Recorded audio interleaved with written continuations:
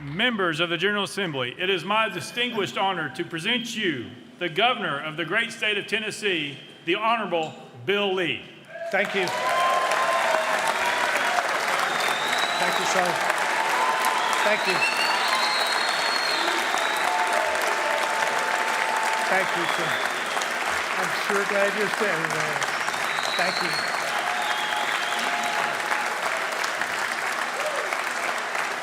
Thank you.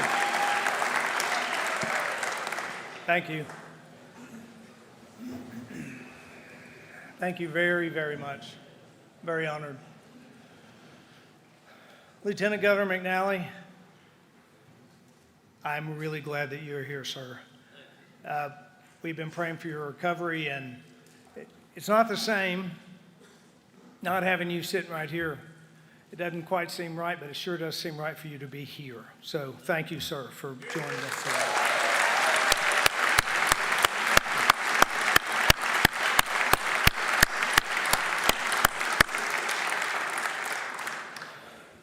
Speaker Sexton, Speaker Pro Tem Hale, Speaker Pro Tem Marsh, Deputy Speaker White, members of the 114th General Assembly, justices, constitutional officers, cabinet members, staff, friends, and my family. Thank you all for coming together as we celebrate on our state, reflect on our incredible success, advance toward her bright future. It is my highest honor to serve you. Thank you. I want to give a special thank you to one more person. This time last year looked really different for Maria and for me. After receiving a challenging diagnosis just 6 months earlier, Maria had just completed her chemotherapy and was preparing for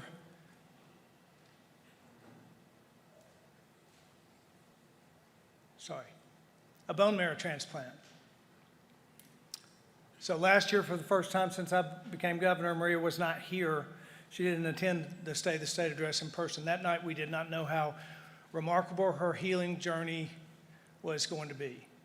Maria and I want to thank you tonight, all across the state, for your love, for your encouragement, most of all for your prayers for healing. And I want to thank you, Maria, for all that you do for me, for all that you do for Tennessee, and for being you.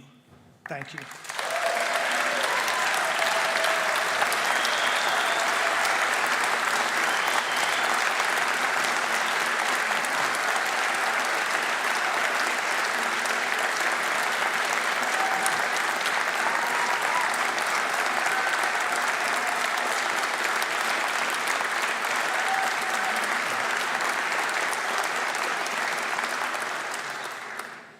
As we enter our 6th year of working together, the state of our state is strong and resilient and ready for the future. And that is thanks to the hard work of the people in this room. But there is more work to do. The world around us is changing. Every day brings unique challenges, new challenges. Tennesseans are counting on us to face those challenges with wisdom and discernment. So tonight I want to reiterate something. I've got 3 years left. There is a lot to do. And we cannot and should not slow down, not for a second.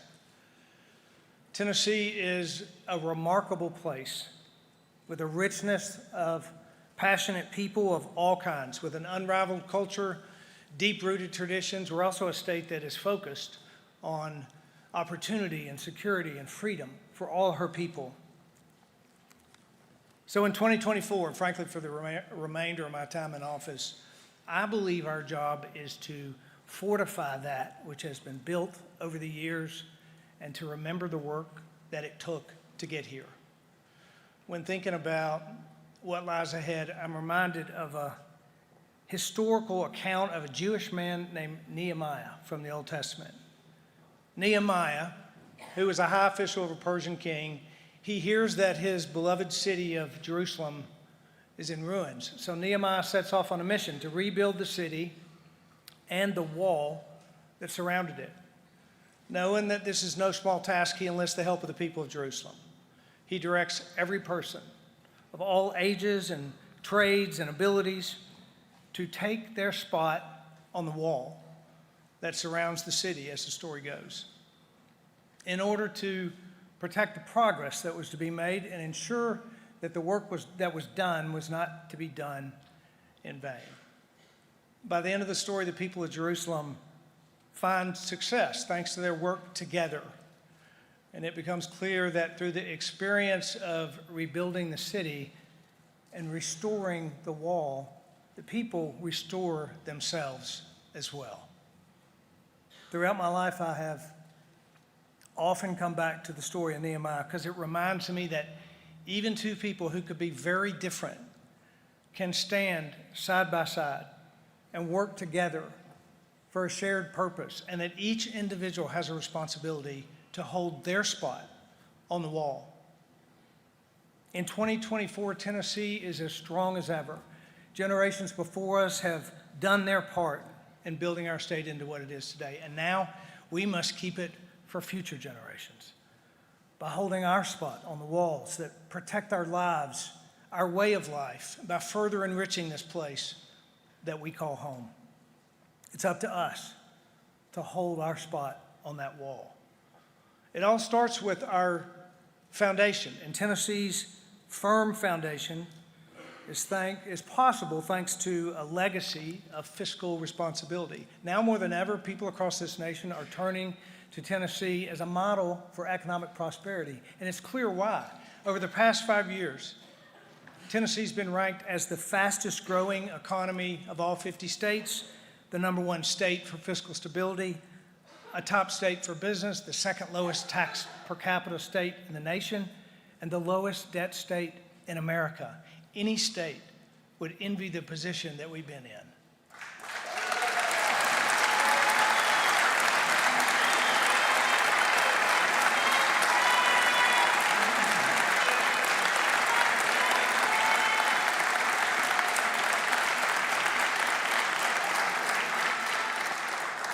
And the members of this Tennessee General Assembly, you who are here tonight, and your predecessors, you're the ones to thank because of your unwavering commitment to keeping our state in a strong financial position by balancing our budget, maintaining a healthy savings account, cutting taxes for Tennesseans year after year. In Tennessee, we spend within our means, we steward dollars wisely, we plan ahead. And it's this mentality that has garnered a AAA bond rating for 9 consecutive years and keeps us well positioned to flourish. Over the past few years, we have had extraordinary growth.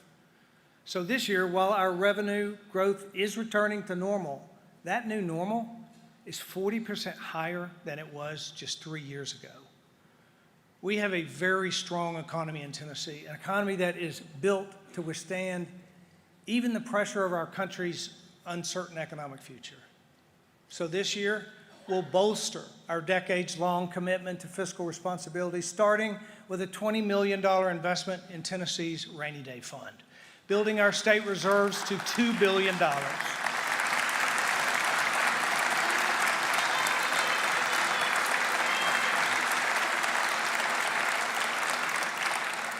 We'll also propose tax cuts again by simplifying our franchise tax and making Tennessee an even stronger choice for companies that choose to do business in our great state. There's been a lot of talk and conversation about this change to our franchise tax because it is incredibly important. We became aware of the need to change the law, which has been in place for almost 90 years. So we crafted a solution that resolves the issue now, so that we can move forward now. And this is the best strategy to ensure that we do right by Tennessee taxpayers.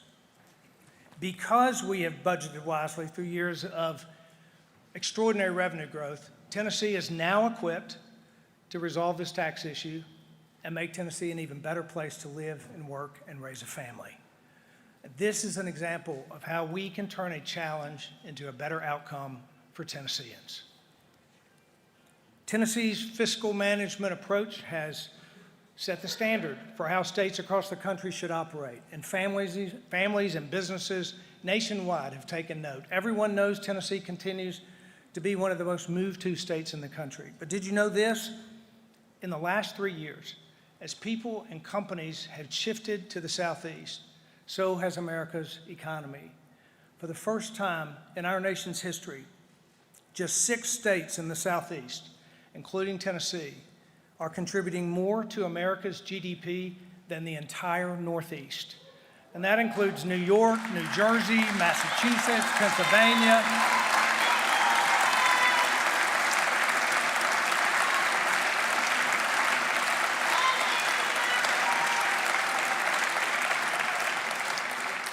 Tennessee has emerged as an economic powerhouse for this country.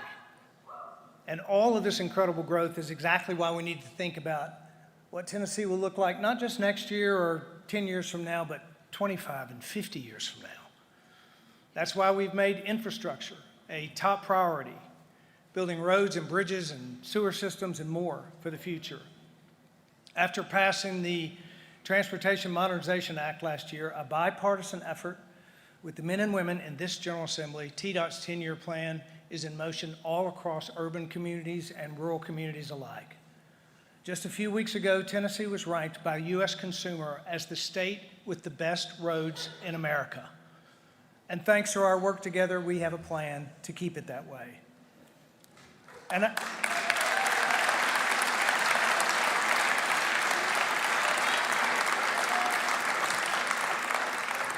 speaking of roads, I want to just take a minute to thank all of our TDOT workers who were everywhere just a few weeks ago.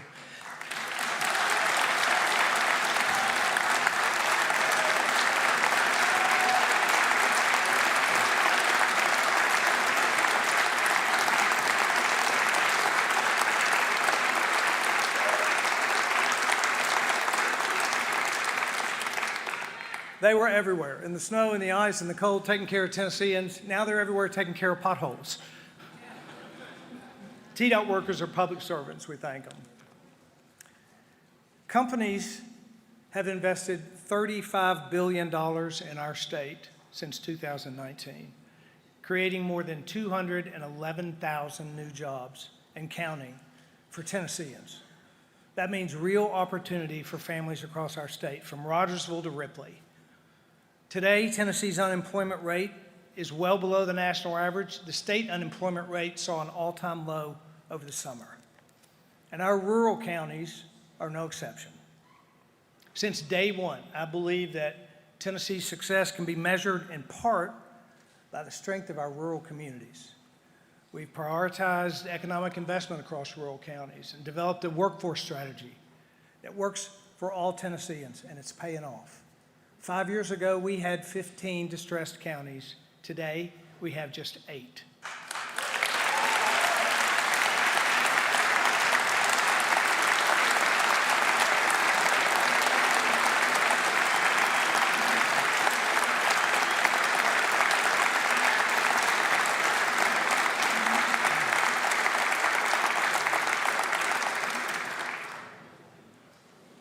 And the statistic that really tells the story, or certainly puts an important point on it, for the first time in history, Tennessee's poverty rate is below the national poverty rate.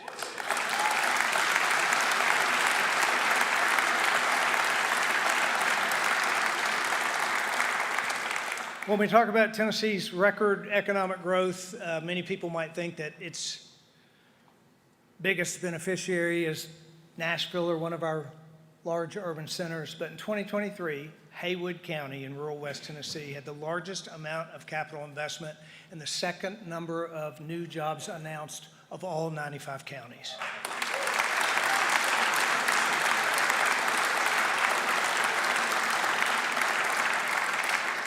This investment and these jobs are changing lives, creating an enormous generational impact, and it's only just beginning. And real Tennesseans are proof of that fact. This evening, we're joined by a real Tennessean, Derek Montague, who was born and raised in Haywood County. In the past, a rural high school graduate from a place like Haywood County may have been forced to look far from home to find the next step. But when Derek graduated from Haywood High School in 2022, TCAT Jackson was ready to enroll him in their industrial maintenance program immediately. His training at TCAT Jackson quickly led to a quality job at Technor Apex, an auto supplier that chose to expand in Tennessee just a few years ago.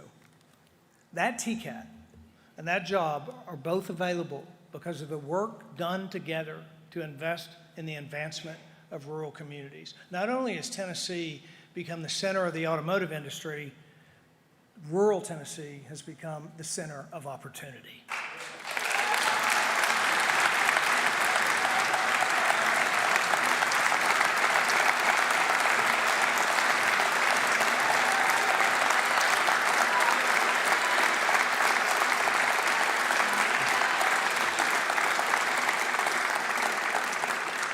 You've heard me say oftentimes what happens in rural Tennessee matters to all Tennesseans. This is what it's about. Please join me in welcoming Derek Montague and his mom from Brownsville.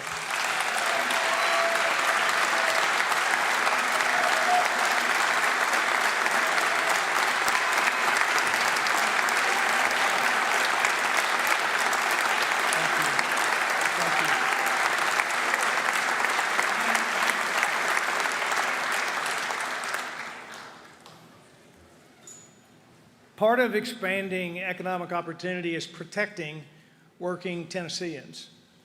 From the birthplace of country music in Bristol to Music Row in Nashville to Beale Street in Memphis, music has been woven into the fabric of our state since the very beginning.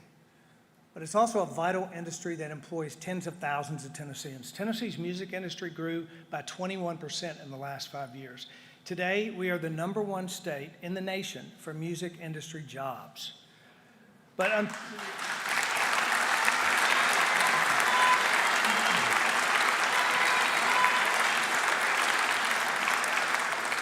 unfortunately, Tennessee artists are facing new challenges with the rise of artificial intelligence. While this new AI technology can be used for good, it can also allow users to impersonate and make fake works in the voice and likeness of others. So this year, together with members of the General Assembly, I'm proposing legislation to protect Tennessee's rich musical heritage and ensure that no one can steal the voice of Tennessee artists.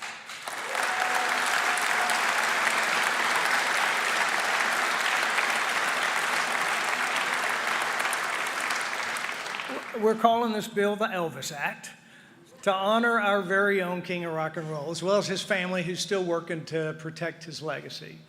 And tonight I want to acknowledge a Nashville songwriter who has been at the forefront of this effort to protect Tennessee artists of all kinds. Tom Douglas has written hundreds of hits, topping the music charts, hits like I Run to You, The House That Built Me, many, many more. Please join me in welcoming my friend and legendary songwriter, Tom Douglas.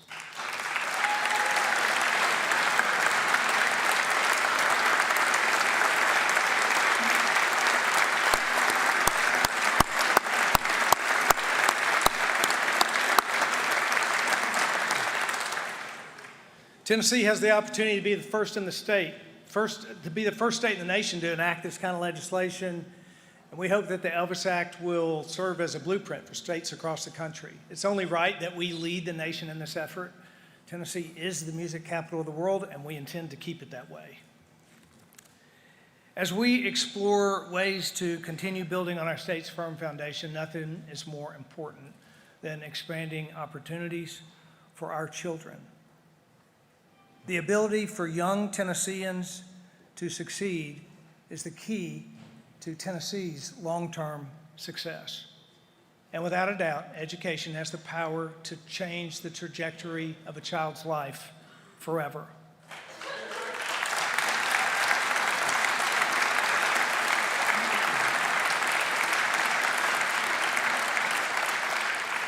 We have done a lot of work in Tennessee, but we still have a ways to go in providing the best possible education for every student in the state. So 2024 is the year to make school choice a reality for every Tennessee family, every family.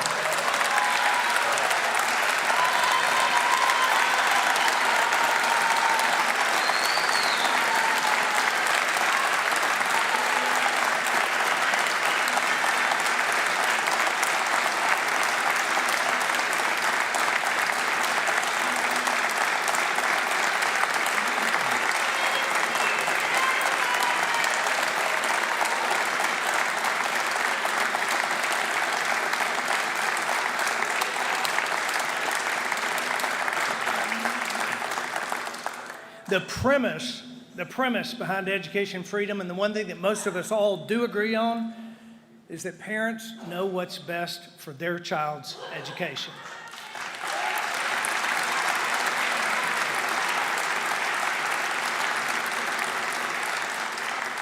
There are thousands of parents in this state who know that their student would thrive in a different setting, but the financial barrier is simply too high. It's time that we change that. It's time that we let parents decide, and not the government, where their child goes to school and what they learn.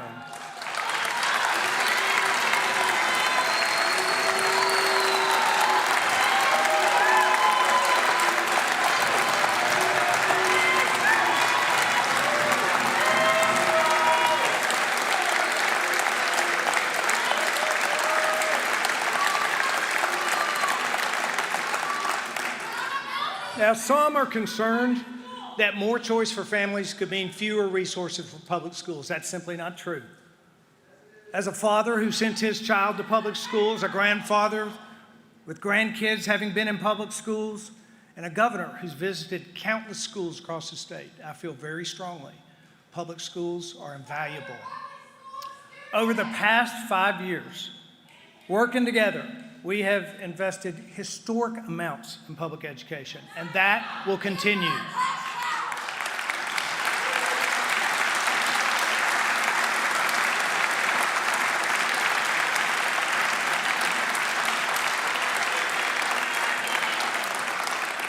We've increased public funding for public education by more than $1.8 billion since I became governor, by far the most in our state's history.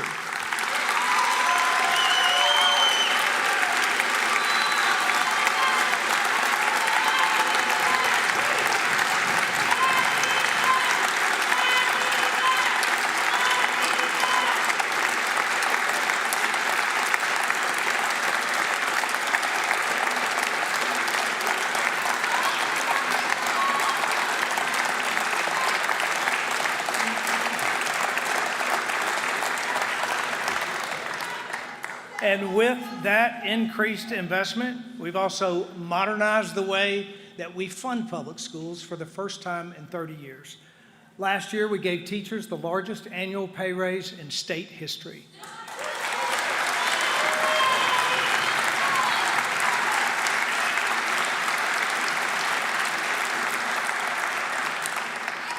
And we're not done. We are not done. We'll make another significant investment in the TISA formula this year, and we're working on a plan to help public schools retain the best and brightest teachers in their individual districts.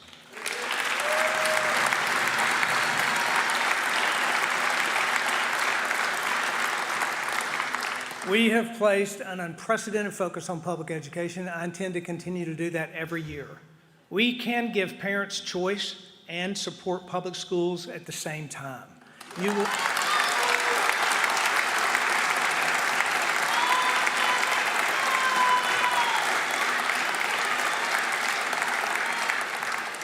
You'll hear me say that over and over again because it's true. These two ideas are not in conflict. There are some who will say that parents don't belong in the decision-making process about their child's education. But our responsibility is to the student and to the family, not to the status quo.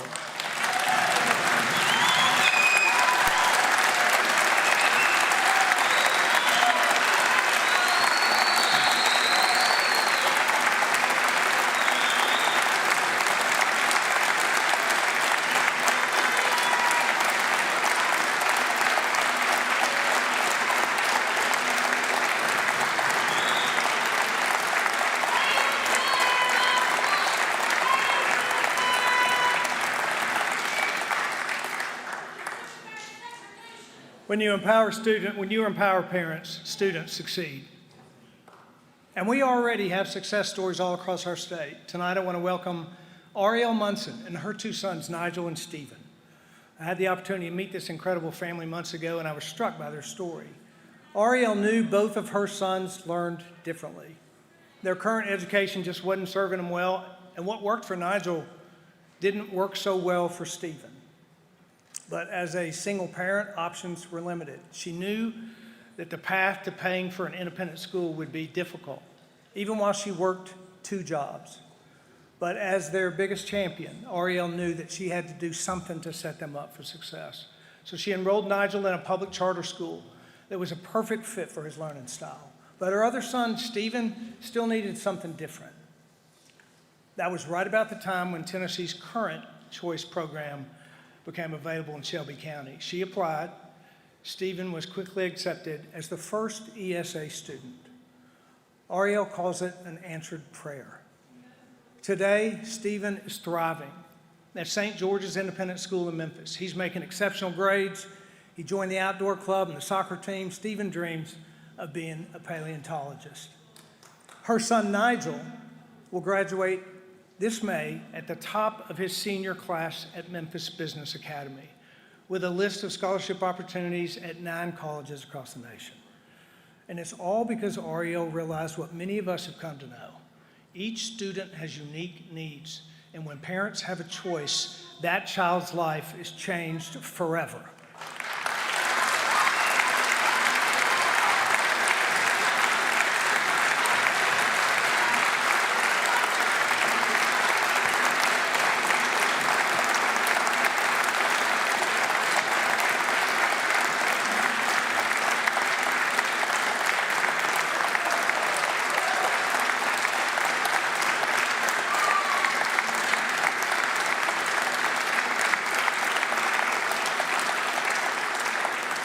Please join me in welcoming Ariel and her sons, Stephen and Nigel.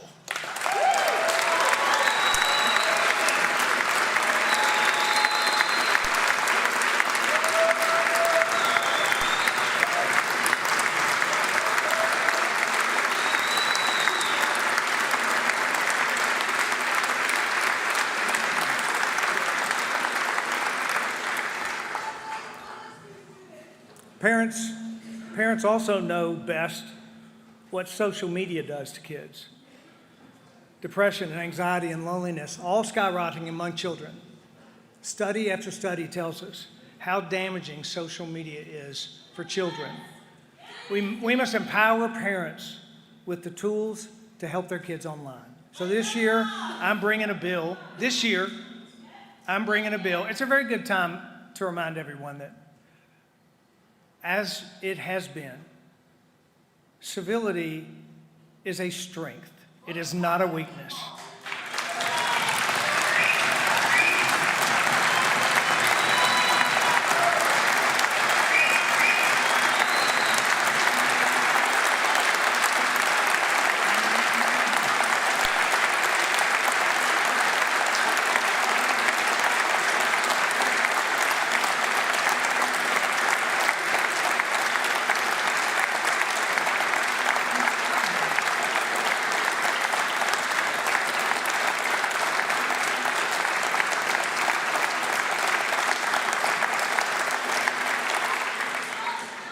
So we have to empower parents with the tools to help their kids online.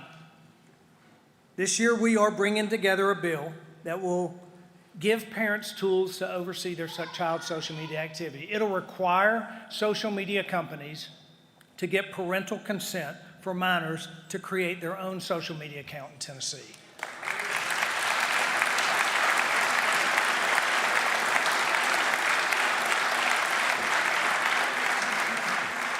Moving from the youngest Tennesseans to the oldest, across our state, those 65 and older make up the fastest growing group of Tennesseans.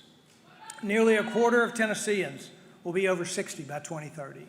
And more older Americans, as you know, are choosing to retire here and enjoy all that the volunteer state has to offer. Because of that, we made an important decision to take what was previously our Commission on Aging and Disability and combine it with our Department of Intellectual and Developmental Disabilities to better serve all Tennesseans. This proposal will create a new Department of Disability and Aging, headed by Commissioner Brad Turner, that will enable better coordination, stronger advocacy. Ultimately, it'll get bureaucracy out of the way, and it'll allow both of these populations to live and to age with as much independence as possible.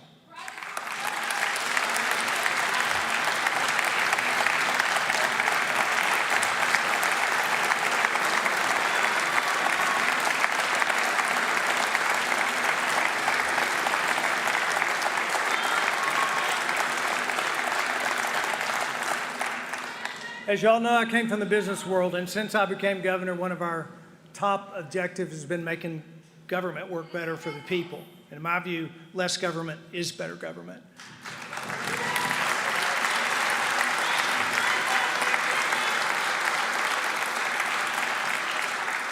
So this year, working with the General Assembly, we'll bring forward a plan to repeal or streamline nearly 40% of all existing rules across the executive branch.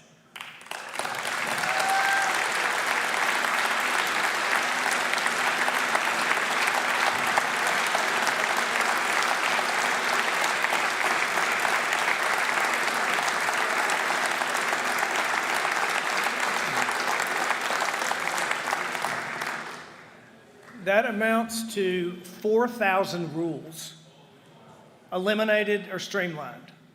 I'm proud that this will be one of the largest cuts of red tape, not just in Tennessee history, but for any state anywhere in the country.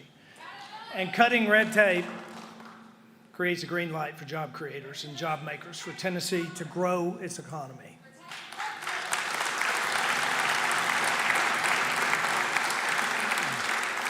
As I mentioned earlier, since 2019, we've made great strides in expanding economic opportunity for rural Tennesseans. Now we have to accelerate our focus on the advancement of rural health. We know we have challenges with access to care and access to care, workforce shortages. That's why I formed the Rural Healthcare Task Force in 2021.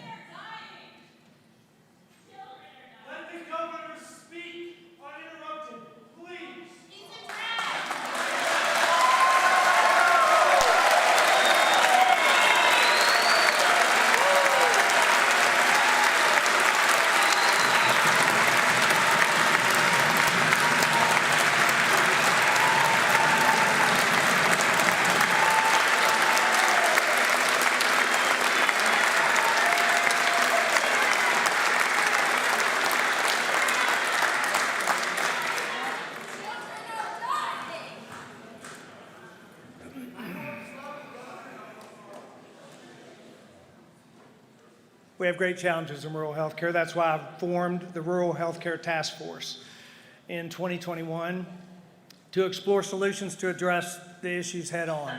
And now these solutions are becoming a reality. We'll be expanding apprenticeships, providing greater access to specialty care and telehealth, better pathways from high school to healthcare careers, and much more.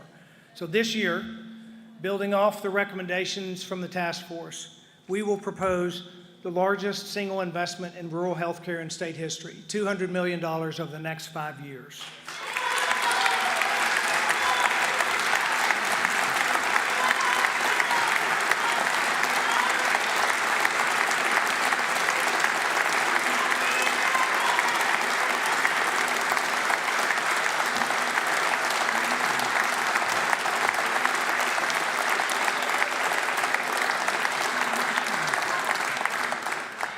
And this is important. This is important, and this is because this is possible because of the remarkable opportunity that we have thanks to the success of Tennessee's one-of-a-kind TennCare waiver, which continues to exceed expectations, allows us to heavily invest in some of the biggest healthcare challenges we have in our state.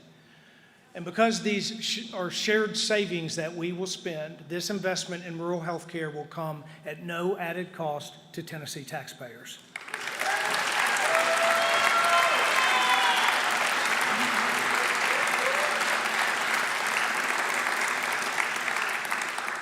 We don't take this opportunity for granted. It's only possible thanks to the strong partnership and leadership of the General Assembly. We'll continue to see success. We maintain this conservative, responsible principle that got us here. I want to thank all of you again for the work that you've done to make this TennCare waiver a reality for Tennessee.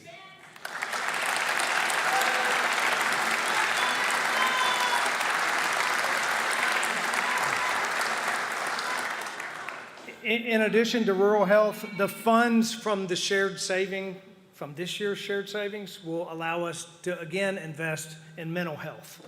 Another challenge that is prevalent not just in our state, but all across the country. Nearly 4 in 10 Tennesseans report symptoms of anxiety or depression.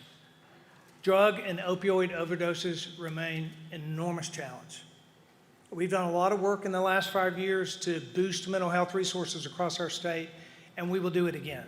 This year, we're investing more than $100 million over 5 years from the shared savings in behavioral health and substance abuse support in Tennessee.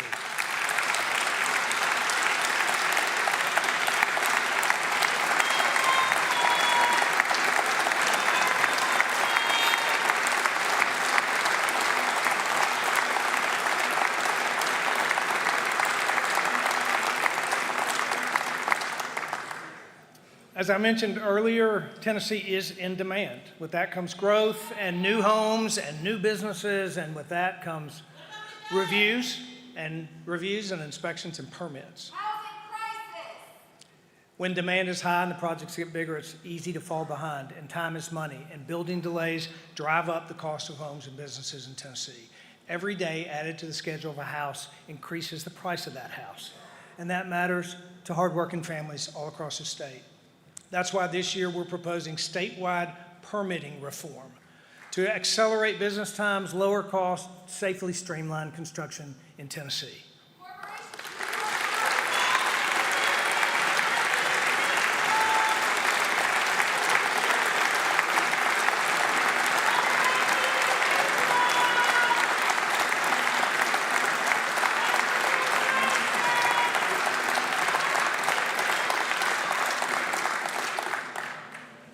Legislation about permitting reform might not sound like front page news, but from someone who's in the construction industry for 35 years, a bureaucratic permitting process is bad for everybody but the government. This proposal will make it easier and more cost-effective to build homes and businesses and childcare facilities and everything. Tennessee is in demand. People are moving here. One of the reasons is they know that we are committed to making it a safe place to live. There will always be more work to be done when it comes to public safety. It is a huge challenge, and we all know that. But I want to thank all of you for partnering with us to prioritize major investments to keep Tennessee communities safe. We are creating innovative programs across our justice system, resulting in Tennessee's lowest recidivism rate in state history.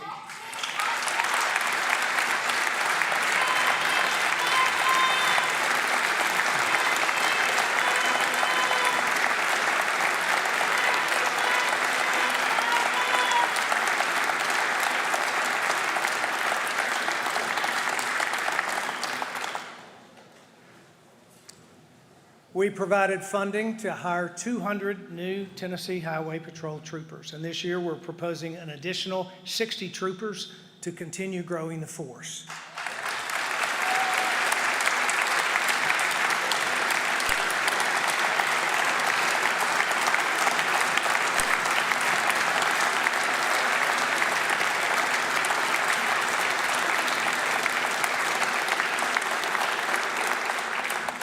I'm incredibly proud of our work together to support local law enforcement agencies with the $150 million Violent Crime Intervention Grant Fund.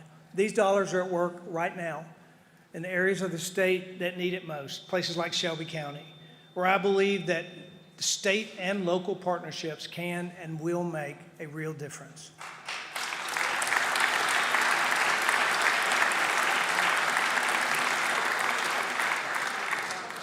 In last year's State of the State address, I talked about the importance of public safety and why school safety matters to every single Tennessean. At that time, we had no idea that we were about to face one of the most difficult moments that our state had ever seen.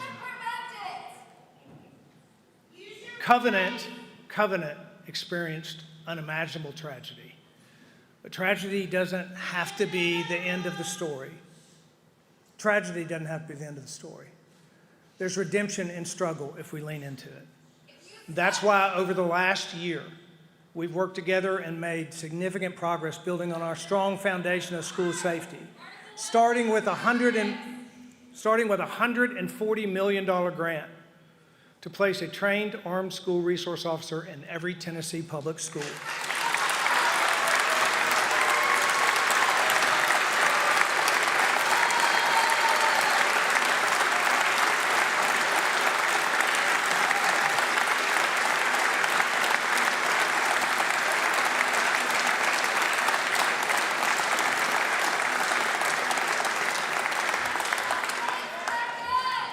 These brave Tennesseans are the first line of protection for our students and for our teachers. We appreciate their unwavering commitment to keeping our schools safe. A great example of that is the leadership of Sheriff Troy Kleiss. Crockett County has made tremendous strides in SRO staffing. And they're not alone. Crockett County joins 3 other counties in Tennessee that moved from 0 SROs to fully staffed in under a year, which is a truly remarkable achievement. Join me.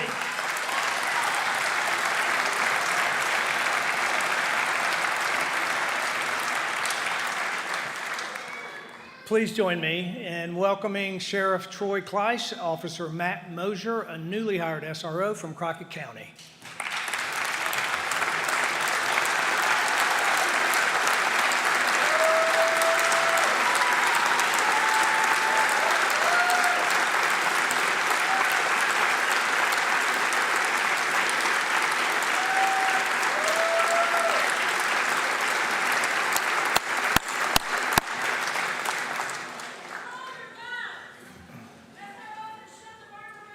Over the past 5 years, Maria and I have traveled to every corner of our state. In all of Tennessee's natural beauty and rich resources, from the flats of the Wolf River to the peaks of Bays Mountain to the Ocoee River, this is a beautiful place. Last year, we created a new conservation strategy to preserve the state for generations to come. But there's more work to do. We've continually made investments in our state parks, the cornerstone of this conservation effort. This year's proposed budget will take it to the next level with 8 new state parks.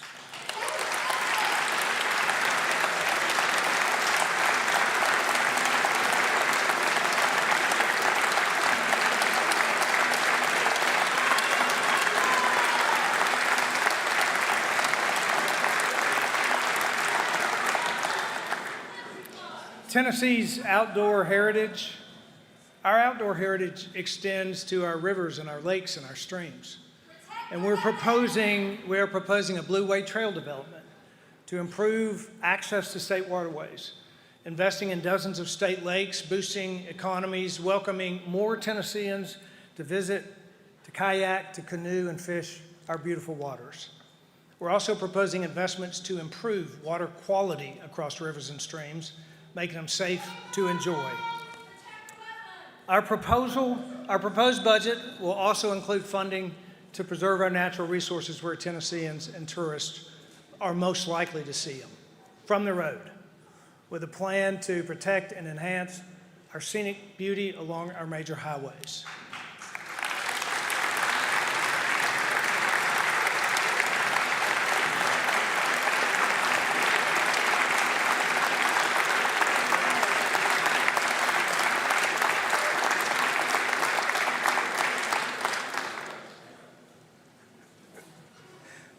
Off the major highways are the drivers of Tennessee's economy, Tennessee farmers. Our agriculture, that's right.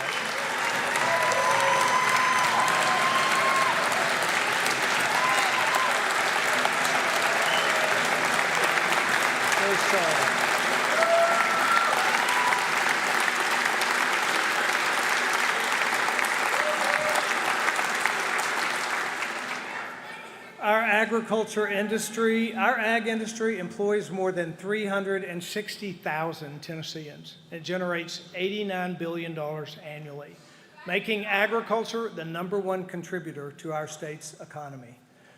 Yet today we are ranked the 3rd most threatened state for farmland loss in the country. So this year, we're proposing a farmland conservation fund, a plan to partner with Tennessee farmers who voluntarily place their land in a conservation easement, just as 28 other states do today. This will give farm families the ability to preserve and protect their farmland for future generations, securing Tennessee's rich rural heritage as a pathway to opportunity.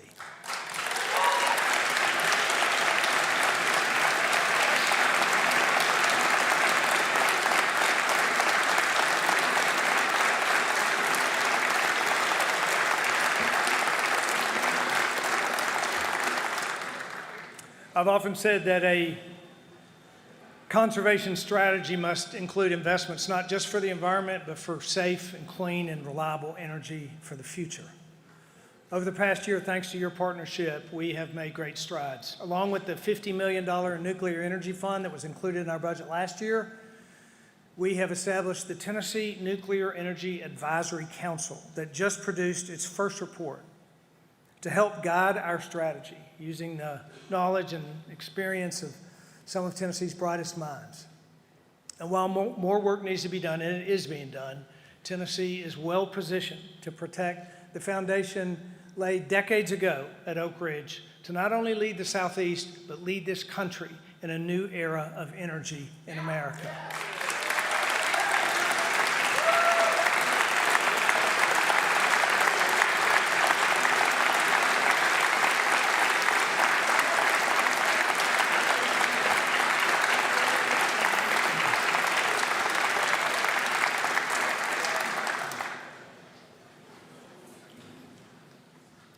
Tonight, I have attempted to give a glimpse of the state of our great state, the foundations that were laid by the generations before us, the city on a hill that we call Tennessee, the gates that welcome those who want opportunity and security and freedom, the walls that protect fiscal stewardship and public safety and our environment.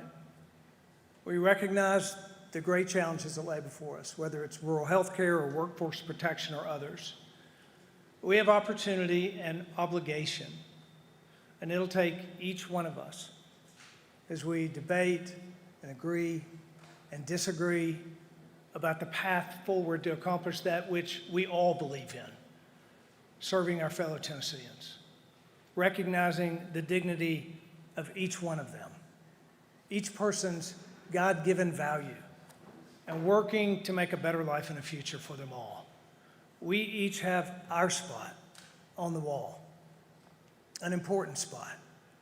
No one greater than the other, but each one greatly necessary. And just like in Nehemiah's day, there will be those who criticize, those who see Tennessee's success and they'll try to stop it. And they will do that by trying to divide us. We shouldn't let them do that. We shouldn't let that happen.